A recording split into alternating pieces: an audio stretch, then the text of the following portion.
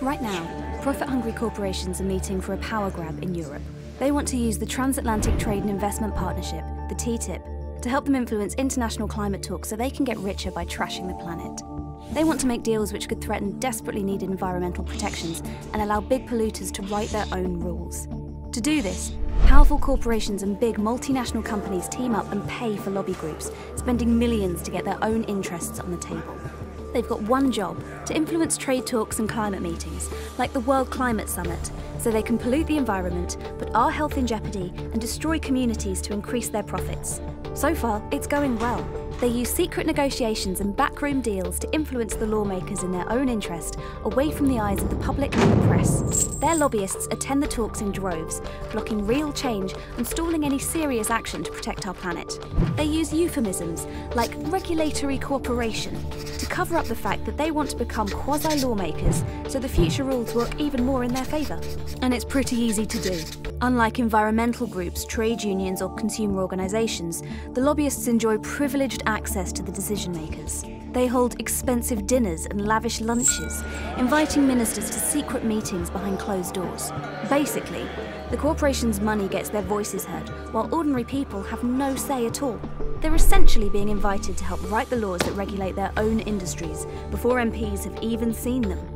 Corporations are lobbying for climate catastrophe at the TTIP talks currently taking place in Europe and in the USA. And now they're at the UN climate talks. They want to hijack these too, using them to promote their climate trashing agenda. So what does that agenda look like? Firstly, they want a seat at the table at official international negotiations on climate alongside elected government officials. Next, they want special corporate courts that let them sue governments for passing laws that might affect their profits. All this is designed to get them the power they need to override democratic institutions and bully governments into doing what they want. Let's meet some of the lobby groups who are out to make sure the laws end up in their favour. First up, we've got Business Europe. Their members include climate criminals BP, ExxonMobil and Shell. Basically, they want to use the TTIP to keep us hooked on fossil fuels. Like many corporate groups, Business Europe sees the climate talks as a great business opportunity. They'll be pushing for cheaper, dirtier energy and weak environmental regulation. Next up is European Automobile Manufacturers Association, ACEA. As their name suggests, they're keen to ramp up car production and stop stricter targets on emissions. Let's not forget the European Chemical Industry Council, CEFIC. As you might expect, they're working hard to resist restrictions on pollution and toxic waste. With members like BP, Shell Chemicals and Total, the group has lots of cash.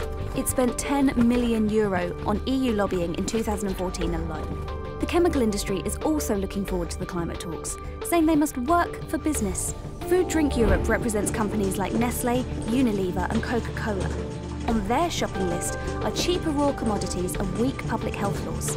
They're also keen on getting more genetically modified crops into Europe. And that's just the big ones. Worst of all, this blatant corporate takeover is actually being welcomed by governments. If people like us don't act soon, they'll hijack the world's climate future.